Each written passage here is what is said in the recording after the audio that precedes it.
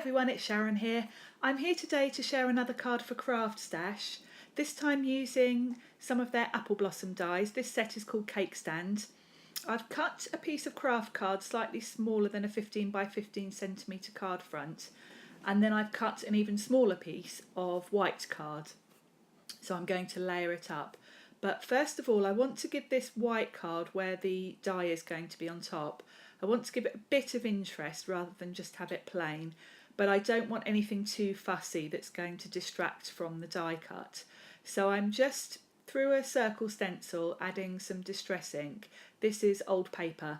It's quite a subtle, very pale colour, and I'm going heavier around the edges so that it's a bit dark around the edge, and then towards the centre I'm barely putting any on at all so that it won't show too much behind the die and kind of distract from it. So I'm just concentrating mainly around the edges, and then I'm going to also put some of this around the edge just to darken the edges even more so it kind of stands out a bit from the craft card underneath. So I'm just going to go around all the edges.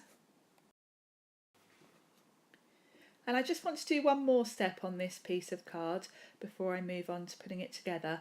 I want to put some stitching, some faux stitching around the outside just to give it a bit more texture. And I've got a template from Stampin' Up that's just got a sort of grid marked on it and some holes to help you poke through and make a sort of uniform pattern. You don't need a template for this, you could just use your pokey tool and work your way around the edge, poking holes through. But this does give it quite a nice uniform look if that's the kind of look you want. So I'm going to work my way around all four edges. And the good thing about this template is that it does help you to keep your holes kind of the exact same distance from the edge of the paper, whereas I don't know about you, but when I'm doing things by hand they do tend to go a bit wonky. So I've put my card together and I'm ready now to start on my die cutting. The first part I'm going to cut is the cake stand, and I'm die cutting that from some mocha cardstock. This would look quite nice from some metallic card, maybe for you could create a silver or a gold cake stand.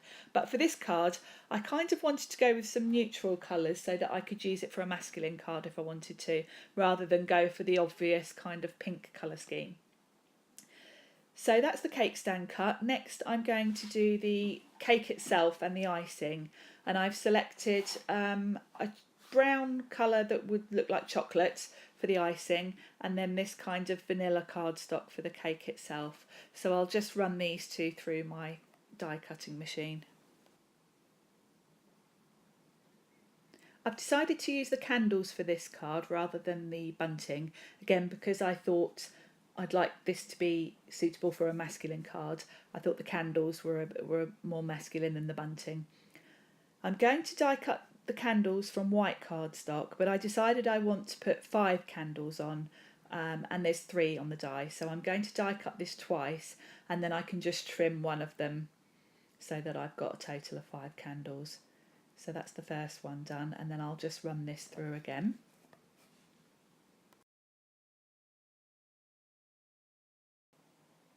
So now I'm just playing around with the die cuts to work out the placement before I stick anything down.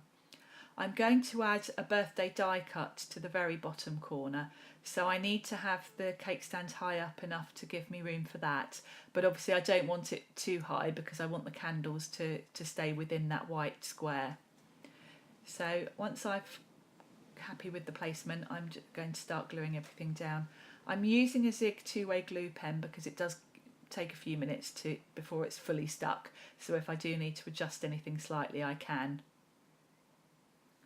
The cake stand I won't need to move, but I will need with the icing to be able to pop the candles underneath. As you can see, the candles have got a sort of base at the bottom which you tuck underneath the icing so it's out of sight. So what I'm going to do is put the icing on and then get my candles ready before I colour them in. So first of all I just need to snip one of the candles off because I only want 5, so I can get rid of one. And then what I'm going to do these need to just tuck underneath, so I'm going to use my pokey tool to just lift up the top of that icing so that the top isn't fully stuck down, and it just gives me enough room to push those candles in. And now I'm ready to colour them in. I'm using Pro markers, and I'm using a kind of turquoisey blue and then 2 shades of green. I've got a kind of olive green and a lime green, and I'm just going to colour those. So now I've coloured all the candles, I'm just going to add some yellow to the flame part using another Pro marker pen, and then I'm ready to pop these underneath the icing.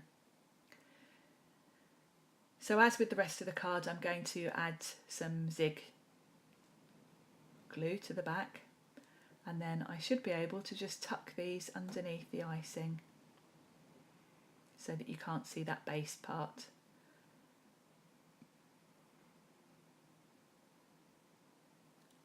And then I can press them down firmly. The good thing about having that base part is that it keeps them an even distance apart. Now this is the die I'm going to use for the bottom part, and I'm going to cut this from some silver glitter cardstock, as you can see. And then I'm going to add a text happy to the top left hand corner using this stamp, and I'm stamping this in Memento Fog, London Fog ink. I thought that a grey ink would look better with the silver than using black. I was just testing that on a piece of scrap card before I do it. And now I can just glue down this birthday die. And I'm just adding some glue to the back of this die cut. Again, I'm using the Zig glue pen. The good thing about this is you can do tiny little dots of glue all over the back so that there's no danger of any of it sort of oozing out. It does dry clear anyway, but you certainly don't want to have tons of glue on something as fine as this. And just to help this stick, what I'm going to do is put an acrylic block on top of it. This just helps, the weight will just make sure it sticks all over. So I'll leave that for a few minutes, and then once it's dry I can carry on with just the finishing touches. I need to put the dot on the eye, which is a tiny little piece, so I'm using this pencil pickup tool to help me get that in the right place.